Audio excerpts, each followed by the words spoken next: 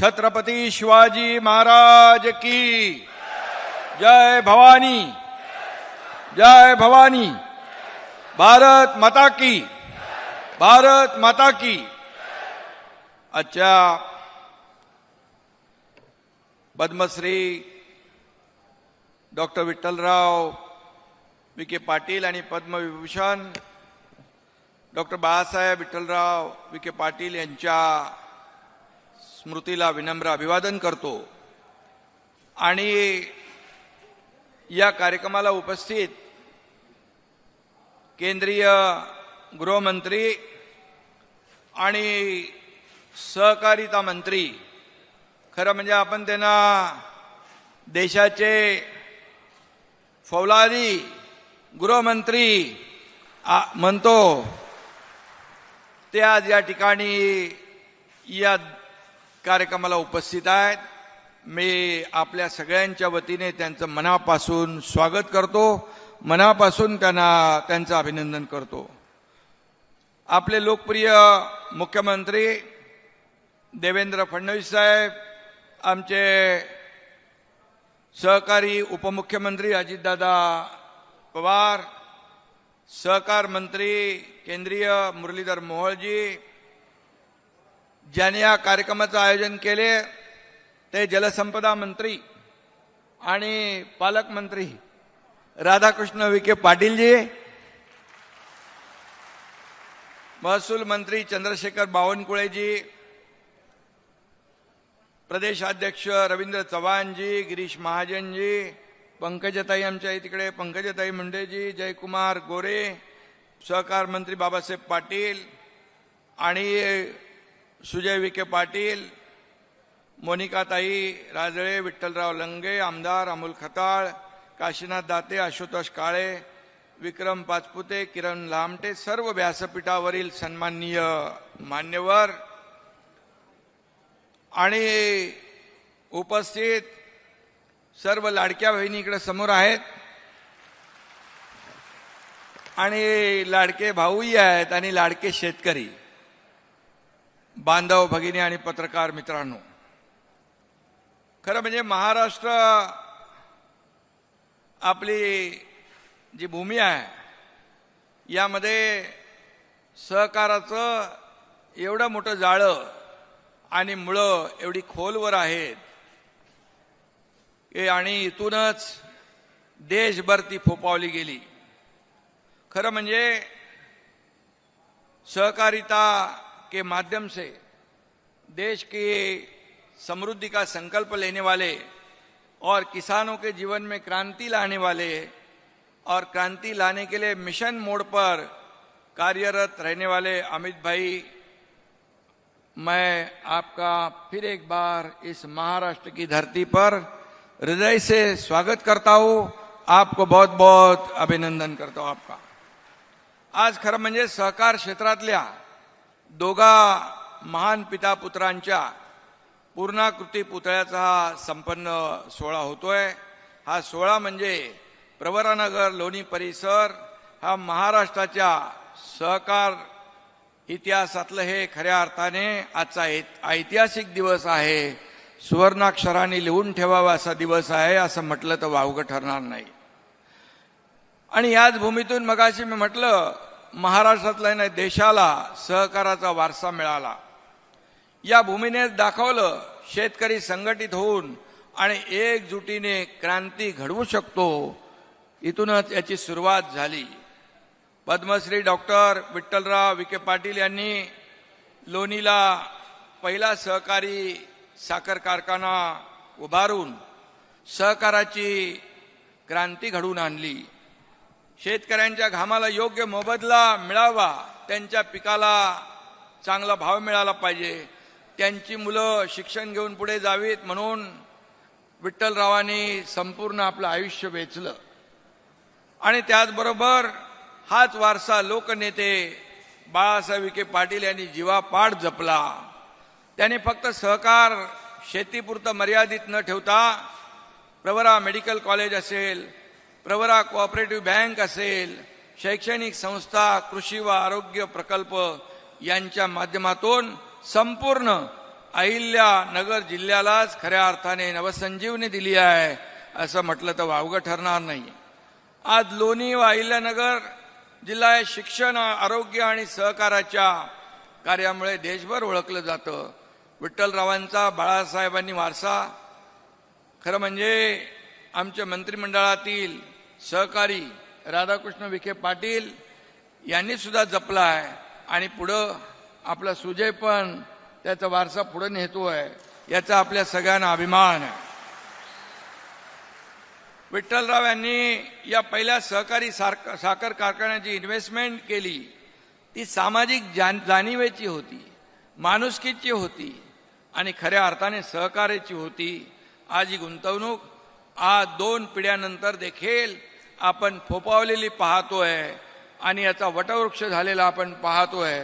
आणि म्हणून आज लोणी प्रवरानगर हे राज्यातच नाही तर देशात ग्रामीण विकासाचं मॉडेल म्हणून ओळखलं जातं, याचा देखील आपल्याला सार्थ अभिमान आहे.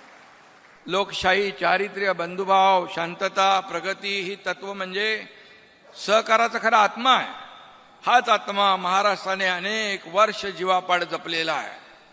देशाला महासत्ता करण्याचा निर्धार केलेल्या आदरणीय प्रधानमंत्री नरेंद्र मोदीजींनी सुद्धा सहकाराचं महत्त्व किती आहे हे ओळखलं आणि पूर्वी सहकारामध्ये काय चालत होतं, काय होत होतं हे देखील ओळखलं. त्यामुळेच केंद्रात देखील सहकार खातं पहिल्यांदा निर्माण केलं आणि त्याची जबाबदारी गृहमंत्री अमित शाह साहेबांवर दिली. हा देखील एक मोठा इतिहास आहे. आणि म्हणून अमित भाईंसारख्या सामर्थ्य आणि कर्तृत्ववान नेत्याच्या हातात जबाबदारी आल्यानंतर त्यांनी जसं मोदीजींच्या नेतृत्वाखाली काश्मीरमधली 370 धारा हटवण्याचं ऐतिहासिक काम केलं आणि त्याच आत्मीयतेने, उसी आत्मीयता से किसानों की प्रगति के लिए भी अमित भाई काम कर रहे. ये बार बार उन्होंने अपने कार्यशैली से दिखाया है. आणि म्हणून देश की आंतरिक सुरक्षा को मजबूत रखते हुए, नक्सलवाद का खात्मा करते हुए देश के सहकारिता भी सशक्त करने का अमित भाई का दृढ़ निश्चय है, संकल्प उन्होंने किया है. इतने निश्चयी, कणखर और दूरदर्शी गृह मंत्री और सहकारिता मंत्री आपल्याला भेटलेत. हे आपलं भाग्य आहे. आपल्या सगळ्यांना त्यांच्याबद्दल अभिमान आहे, गर्व आहे. आणि म्हणून मी खरं म्हणजे त्यांचं पुन्हा एकदा अभिनंदन करीन. आणि सहकार चळवळीला बदनाम करायचं आणि निस्तेज करायचं आणि नंतर सगळं हडप करायच्या वृत्तीलाही अमित भाईंनी चाप लावलेला आहे. अमित भाई यांनी बेशिस्ती, एकाधिकारशाहीला देखील लगाम घातलाय. वर्षानुवर्ष भाकरी फिरत नाही, त्यामुळे ती करपते. ही भाकरी फिरवण्याचं काम देखील अमित भाईंनी उत्कृष्टरित्या केलंय. त्याबद्दल देखील त्यांना धन्यवाद. कोणत्याही क्षेत्रात बदल नसतील तर ते क्षेत्र संपायला, रिफॉर्म्स नसतील तर ते क्षेत्र संपायला वेळ लागत नाही. आणि म्हणून आज सहकार क्षेत्र अमित भाईंच्या नेतृत्वाखाली बदलत आहे. या क्षेत्राची आधुनिकतेकडे वेगाने वाटचाल सुरू आहे. ते गृहमंत्री असले तरी सुद्धा त्यांना शेतीबद्दल, शेतकऱ्यांबद्दल खूप आस्था आहे, प्रेम आहे. आणि शेतीमध्ये देखील नवीन बदल घडले पाहिजे असं त्यांचं म्हणणं असतं. आणि म्हणून सतत नव्याच्या शोधामध्ये असताना नवीन काहीतरी केलं पाहिजे अशी भावना असताना जुन्या परंपरा आणि नव तंत्रज्ञान, नव संशोधन याची सांगड घालण्याचा प्रयत्न त्यांनी नेहमी केलेला आहे. आणि म्हणून गेल्या 4 वर्षात सहकार क्षेत्रामध्ये देशामध्ये जे आमूलाग्र परिवर्तन घडतंय याचे खऱ्या अर्थाने शिल्पकार अमितभाई आहेत असं म्हटलं तर वावगं ठरणार नाही. आणि म्हणून मगाशी अजितदादांनी त्याचा उल्लेख केला की जवळपास जेव्हा ऊस उत्पादक शेतकरी आणि कारखाने महाराष्ट्रातले जेव्हा अडचणीत आले आणि आम्ही अमितभाईंकडे गेल्यानंतर त्यांनी तब्बल 10,000 कोटींचा इन्कम टॅक्स माफ करण्याचं ऐतिहासिक पाऊल उचललं आणि साखर उद्योगामध्ये पारदर्शकता आणली, इथेनॉल उत्पादनाला चालना दिली, त्याचा लाभ शेतकऱ्याला मिळाला पाहिजे हे त्यांचं धोरण होतं. पॅक्सला देखील शक्ती दिली, ग्रामीण सहकार बँकांना नवसंजीवनी देणं, अशी अनेक महत्वाची पावलं त्यांनी सहकार मंत्री म्हणून घेतलंय. अमित भाई, आज यहाँ पर राज्य के कई हिस्सों में बाढ़ की परिस्थिती आहे, पूर परिस्थिती निर्माण झालेली आहे. आमच्या शेतकरी बांधव भगिनींचं खूप मोठं नुकसान झालेलं आहे और आणि कई लोगों का जीवन उजड़ गया है. आपसे हम तीनों ने कल बात की थी कि कभी भी जब भी पूर परिस्थिति होती है, बाढ़ आती है, महाराष्ट्र पे संकट आता है या कोई भी राज्य पे संकट आता है, तो आप पूरी ताकत से साथ में खड़े होते हैं. हम लोग तो बड़ी राजा हमारे शेतकरी के साथ मजबूती से खड़े हैं, लेकिन इस संकट से उबरने के लिए केंद्र सरकार, आदरणीय मोदी जी और आपकी भी मदद की जरूरत है. हमें सहयोग की आवश्यकता है और जब जब महाराष्ट्र ने मदद मांगी तब तब केंद्र ने खुले हाथों से मदद करने का काम किया है. हमें पूरा विश्वास है, जरूर हमें महाराष्ट्र को, किसानों के लिए जरूर आपके केंद्र सरकार से सहयोग मिलेगा. आपल्याला विश्वास आहे की केंद्र सरकार नेहमी आपल्या पाठीशी उभं राहिलंय.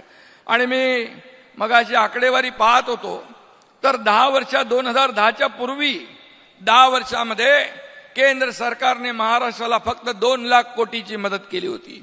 परंतु 2014 नंतर प्रधानमंत्री मोदीजी आल्यानंतर या महाराष्ट्राला अनेक प्रकल्पामध्ये दुप्पट, तिप्पट, चौपट नाही तर 5 पट 10 लाख कोटीची मदत महाराष्ट्राला केंद्राने केलेली आहे. आणि म्हणून त्यांचे आपण आभार मानूया. सहकार म्हणजे सामाजिक जबाबदारी. सहकार चळवळीचं हे तत्व जे आहे अमित भाईंच्या नेतृत्वाखाली सहकार विभागाने जिवंत ठेवलेलं आहे. आणि म्हणून सहकार क्षेत्राला परिणामकारक आणि लोकाभिमुख झालं पाहिजे. सर्वसामान्य माणसाला न्याय मिळाला पाहिजे. जी काय पूर्वीची मक्तेदारी आहे ती संपुष्टात आली पाहिजे आणि सर्वांना, शेतकऱ्यांना त्याचा थेट लाभ झाला पाहिजे. अशा प्रकारचं काम या ठिकाणी अमित भाईंनी सुरू केलेलं आहे. आणि म्हणूनच यामध्ये आता गरज आहे ग्रामीण भागातल्या तरुणांमध्ये पुन्हा नवी उमेद, आत्मविश्वास जागवण्याची.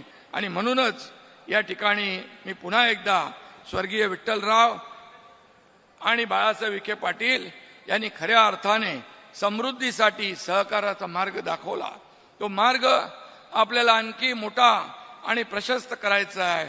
विठ्ठलरावांना आणि बाळासाहेबांना हीच खरी श्रद्धांजली ठरेल असं मी या ठिकाणी नमूद करू इच्छितो. आणि बिना सहकार नाही उद्धार. आणि म्हणून सहकाराच्या माध्यमातून देश आत्मनिर्भर होईल, महाराष्ट्र आत्मनिर्भर होईल आणि प्रधानमंत्री मोदीजींचं आत्मनिर्भर भारताचं स्वप्न साकार होईल. आणि त्यासाठी आपण एक दिलाने काम करूया. पुन्हा एकदा अमित भाईंना धन्यवाद. जय हिंद, जय महाराष्ट्र, जय सहकार.